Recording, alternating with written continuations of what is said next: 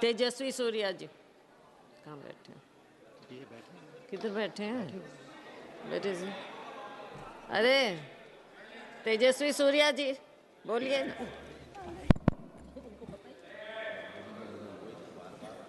Thank you speaker ma'am, आपने मुझे इस महत्वपूर्ण चर्चा में बात करने के लिए मौका दिए हैं। मैं सबसे पहले पहलगाम अटैक में जितने भी लोग के शहादत हुए हैं उन सब के प्रति मैं संवेदना व्यक्त करता हूं। उनमें 3 लोग कर्नाटका से थे और मेरे संसदीय क्षेत्र से 2 लोग थे। उन सभी परिवार के प्रति मैं मेरा संवेदना व्यक्त करता हूं। Madam speaker, operation Sindoor led by the Indian Army showed the world that no terrorist is safe anywhere in Pakistan. वो जहां भी हो भारत उनको ढूंढेंगे and भारत उनको न्यूट्रलाइज करेंगे. This was the resolve that Bharat सरकार under the leadership of Narendra Modi displayed during Operation Sindoor. Madam, Operation Sindoor के जो मिलिट्री एक्शन था वो इससे पहले के सभी मिलिट्री एक्शन से बहुत फर्क है इसमें और सबसे पहले में। This action was a new generation warfare, unlike all earlier warfares which were more conventional. In this we had foreign supplied drones, unmanned aerial vehicles, precision guided missiles, electronic warfare, a deceptive information warfare. ये सब चल रहा था. And the strength of the Indian armed forces was proved to be second to none in the world because 80% of Pakistani weapons are imported from China, and it was India's air defense systems that had the ability to pierce through these Chinese defense systems, and we could reach our targets, the intended targets, in a precise way. The world today has accepted that India's military action through Operation Sindoor is a comprehensive and total military success. It was precise, it was non-escalatory, but at the same time it had devastating effects on the enemy. All of these years, no cost was paid by Pakistan for their misadventures. But since 2014, the new normal has changed, and if Pakistan dares to attack India, they will have to not bear the brunt of one eye for both the eyes, not one tooth for another tooth, but both the eyes for one eye, the whole jaw for one tooth. This is the new normal that Bharat has established. Madam Speaker, इससे पहले जब भी Bharat military effort के माध्यम से achievement हासिल किए थे, हम डिप्लोमैटिकली ऑन द डिस्कशन टेबल हमने उसको स्क्वैंडर कर दिए थे. कई सारे उदाहरण इतिहास में 1948 में जिसका उल्लेख कई बार आया, our armed forces had breached the LOC, and all of what is today known as Pak-occupied Kashmir was in our control. But it was this Congress party and its leadership of that time that surrendered all of Pak-occupied Kashmir. What military achievement we had gained, we squandered on the diplomatic table. 1965 में भी वही हुई, 1971 में भी वही हुई. But the difference this time is the military achievement that we achieved in Operation Sindoor was crystallized and strengthened through our diplomatic onslaught that was led by the multi-party delegations and effectively led by the Prime Minister and the External Affairs Minister. मैं आपको एक उदाहरण देना चाहता हूं. आज United states of America ने TRF को डेसिग्नेटेड टेररिस्ट ऑर्गेनाइजेशन के रूप में प्रोस्क्राइब कर दिया है. मैं उस डेलीगेशन में पार्ट था जिसमें शशांक जी भी मेरे साथ थे, शशि जी के नेतृत्व में. हम कोलंबिया में थे. Colombia had given a statement in support of Pakistan, After our intervention, Colombia withdrew its statement and gave a statement in favor of India. Every country in the world which matters has stood with India. This is the diplomatic strength that has been gained. Madam Speaker, मुझे परशुराम जी की एक युक्ति याद आ रहा है. उन्होंने कहा था, अग्रतश्चतुरो वेदाः पृष्ठतम सशरम धनुः इदम ब्राह्मम इदम क्षात्रम शास्त्रादपि शरादपि. उसी प्रकार से आज भारत डिप्लोमैटिकली हो, मिलिटरीली हो, दोनों युद्ध में तैयार है. And we are ready to win at the diplomatic front, we are ready to win at the military front. Madam speaker, आज जितने भी कांग्रेस के अपने साथियों से भाषण हमने सुने, बहुत अजीब लग रहा था मुझे, क्योंकि कांग्रेस पार्टी का नेता चेंज होते हैं, पर कांग्रेस पार्टी का नीति वही है. 1947 से लेकर आज तक कांग्रेस पार्टी के जो कंसिस्टेंट पॉलिसी है, वो भारत को और भारत के सशस्त्र बल को सिस्टमैटिकली और डेलिबरेटली वीक करने का एक पॉलिसी है. इसका उदाहरण मैं देना चाहता हूं. At the very beginning of our independence, at the dawn of this nation as an independent country, Pandit Nehru ji की एक स्टेटेड पॉलिसी थी कि भारत को आर्मी का जरूरत ही नहीं है. जनरल लॉकहार्ट के पास बैठते हैं और नेहरू जी बात ये बोलते हैं कि rubbish, total rubbish, no plans of modernisation of army is required. India का policy is ahimsa, we don't need the army, police will do its job. ये नेहरू जी की सरकार की स्टेटेड पॉलिसी थी. And this did not remain isolated in 1947. When A.K. Anthony ji was the defense minister, it was the stated policy. Madam, my party has allotted me 15 to 20 minutes time. Please give me the time given by my party. Madam, they had a deliberate policy of not building border infrastructure. और देश के army में जाति गणने का काम भी Congress party ने किया था. और मैं बैंगलोर से आता हूं, और बैंगलोर के HAL हो, DRDO हो, ऐसे कई सारे इंस्टीट्यूशंस को डेलिबरेटली इन लोगों ने वीकन किए थे. 10 साल पहले HAL के पास ऑर्डर बुक्स नहीं था. आज HAL के पास 1 लाख करोड़ रुपए से ज्यादा order books make in India के नरेंद्र मोदी जी के मेड इन इंडिया के कारण के वजह से है. It was a deliberate consistent strategy to weaken the armed forces. Madam, Rafale की बात हो रही थी. The country remembers how the leader of the opposition in an extremely irresponsible fashion tried to derail the acquisition of the all-important Rafale, and they also tried to derail the acquisition of Tejas into the armed forces.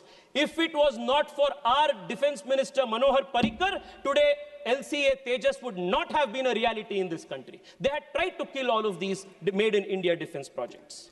Madam, 3 साल पहले general Bipin Rawat ji ने एक बहुत महत्वपूर्ण कार्यक्रम में देश को बताया था that India should be ready to face a 2.5 front war.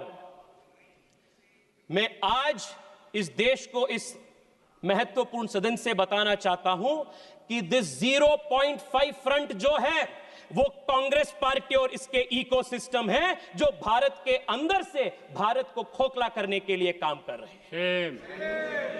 और मैं बहुत जिम्मेदारी के साथ यह बात कह रहा हूं मैडम, और मैं तथ्य के साथ इसको प्रूव करूंगा. मैडम, आज कांग्रेस पार्टी ने टेररिज्म के बार इतना बड़े बड़े बात कह रहे, बड़े बड़े बात, but what has been the consistent policy of Congress party towards terrorism? Madam, एक ही उदाहरण देना चाहता हूं.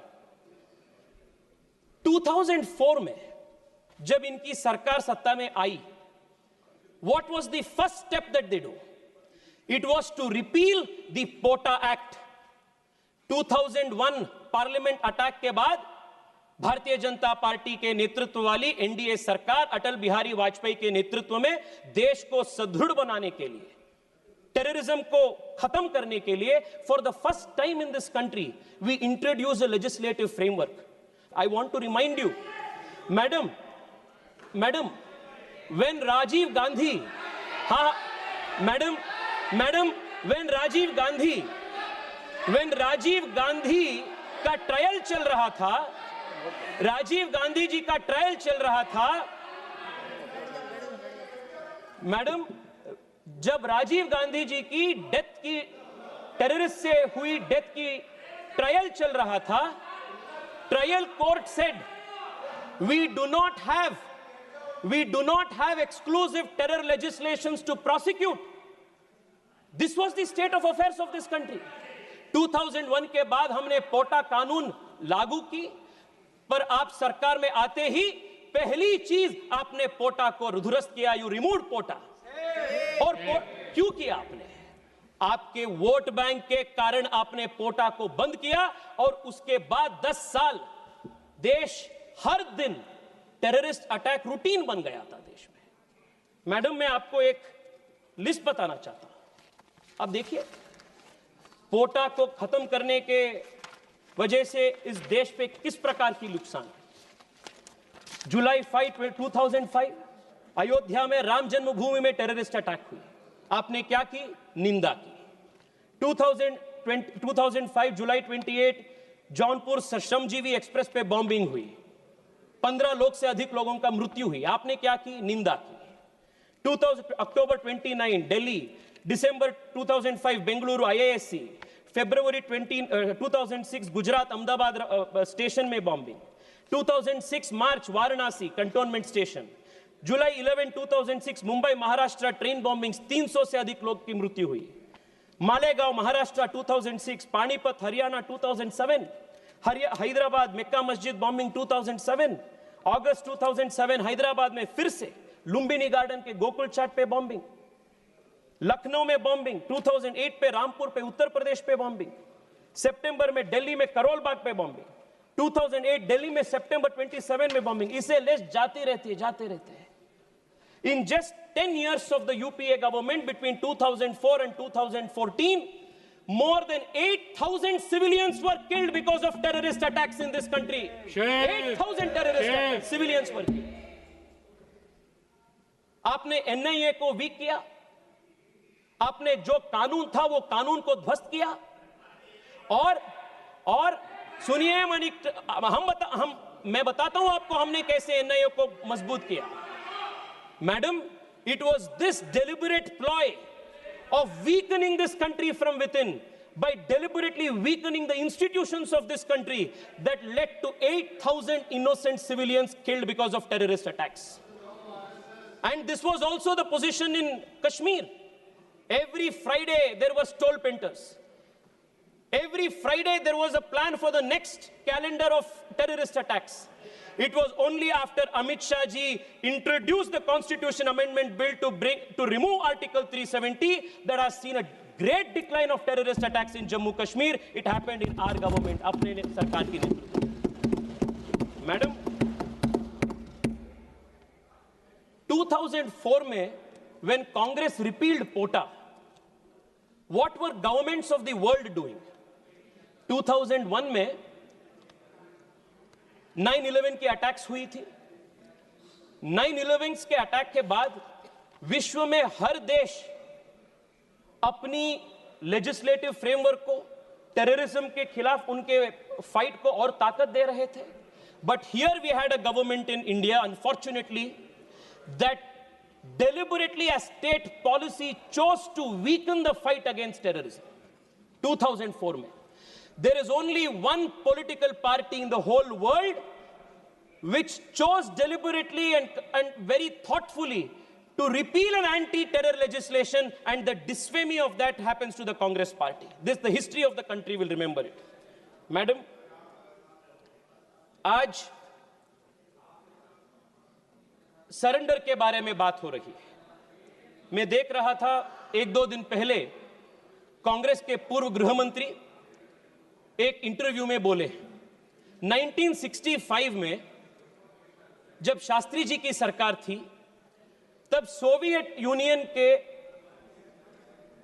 इंटरवेंशन के साथ हमने सीज फायर किए थे।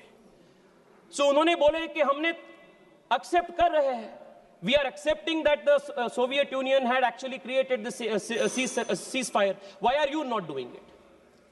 Madam, I want to remind the Congress party that the Bharatiya Janata Party and the leadership under Narendra Modi is not habituated like you to perform actions for the country on the behest of foreign forces. Or 2008 mein, there is a very interesting speech of Arun Shourie ji. Madam, I'll conclude in 3 minutes. There is a very interesting speech of Arun Shourie ji. आजकल अरुण शौरी जी का कई सारे statements in लोगों ने coat कर रहे हैं. अरुण शौरी जी ने बताया था जब उन्होंने राज्यसभा में बात कर रहे थे that the government should stop running to mummy. Mummy he meant was the United States. And I want to remind again today that the Congress party, especially under its present leadership, should stop running to mummy, because mummy तक जाना, mummy पे निर्भर होना इस party के नेताओं का, इस पार्टी के पूरे परंपरा बन गया है. This is a country that will stand on its own feet and respond in its own right. Madam, मैं आपको यह भी बताना चाहता हूं कि आज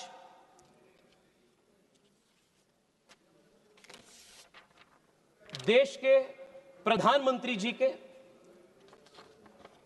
फॉरेन पॉलिसी के ऊपर बहुत बड़ा क्वेश्चन ऑपोजिशन ने उठा रहे हैं. And in a very responsible manner, the leader of the opposition is using and coining the word surrender and surrender.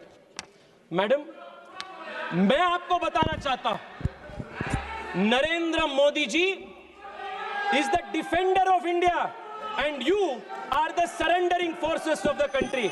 Madam, आप 30 सेकंड दीजिए, मैं कंक्लूड कर रहा हूं. उरी अटैक जब हुई थी या बालाकोट अटैक जब हुई, हमने पाकिस्तान के अंदर घुसकर हमने मारे. Narendra Modi showed he is the defender of India. आपने जब सोवियत यूनियन के दबाव में 1965 में आपने सीज फायर घोषित किए थे, you had surrender. That is surrender and this is defender. ये फर्क है. पीएम मोदी ने राफेल खरीद, हमने मैडम 30 सेकंड में, मैडम 30 सेकंड दीजिए प्लीज. हमने तेजस को इंडक्ट किया. This is defender. आपने फॉरेन पावर्स के सामने भारत को आपने सरेंडर किया. This is your history. Madam, PM defended India's interest by providing indigenous strength to India's Make in India defense sector. You surrendered it to China and other adversaries, including important emerging technologies like 3G and 4G. This is the surrender of the Congress party. Madam, मैं आपको, I'm going to call the next speaker now. Madam, in the end, I want to say this. We hope. Please. Madam, मैं conclude कर रहा हूं. Madam, the Congress party's thinking has not changed. 2001 में terrorist attack parliament में होने के बाद Congress party के पूर्व गृह मंत्री चिदंबरम जी ने कहे थे, madam 1 second, hear this out. He had said, Parineeti Shinde I will ji, give a benefit of doubt to Afzal Guru, Shinde ji, and I doubt if he was involved in the terrorist attack. And they